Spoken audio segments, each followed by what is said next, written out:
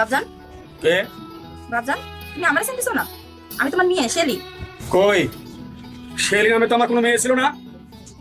আমি শেলি নামে কাউকে চিনি না। কেন বাবজান, কি করছি আমি যে তুমি তোমার মেয়ের অস্বীকার করতেছো? হ্যাঁ, আমি অস্বীকার করতেছি। আমি কি কোনো অন্যায় করছি? যে অন্যায় তুই করেছিস, সমাজে আমার নাক কাটা গেছে।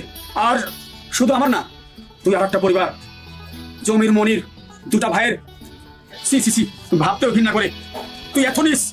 না না, আমার শেলি নামে কোনো মেয়ে নেই। তুই চলে যা, আমার সামনে থেকে চলে যা। দেখো বাবজান, আমি তোমার জন্য ওষুধ নিয়ে আসছি। ওষুধ? কিসের ওষুধ? এই, তুই জানিস একটা প্রবাসী তার বাবা মা ভাই বোন গ্রামবাসী আত্মীয় স্বজন সবাইকে ফেলে রেখে প্রবাসে দিন কাটায়, আর টাকা ইনকাম করে তিলে তিলে করে কষ্ট করে টাকা কামাই করে। আর তুই সেই টাকা চুরি করে আমার জন্য ওষুধ এনেছিস। তোর পাপের টাকার ওষুধ আমি খাবো না। তুই বাড়া, আমার সামনে থেকে এক্ষুনি বাড়া। তুই আর কোনোদিন আমার সামনে আসবি না।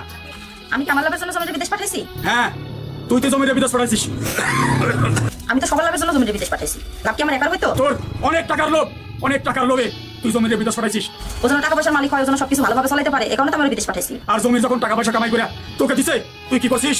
সি সি সি, তুই আর কোনোদিন আমার সামনে আসবি না। আচ্ছা বাবজান, তুমি যখন আমার অস্বীকারই করতেছো, তাহলে তো আমি এই বাসাতে থাকতে পারবো না। আজকে যদি আমার মা বেঁচে থাকতো, তাহলে তো তুমি আমাকে এই বাসা থেকে এভাবে ব্যাক করে দিতে পারতো না। ঠিক আছে, আল্লাহর কাছে এই কামনাই করে তুমি যেন ভালো থাকো। আসি।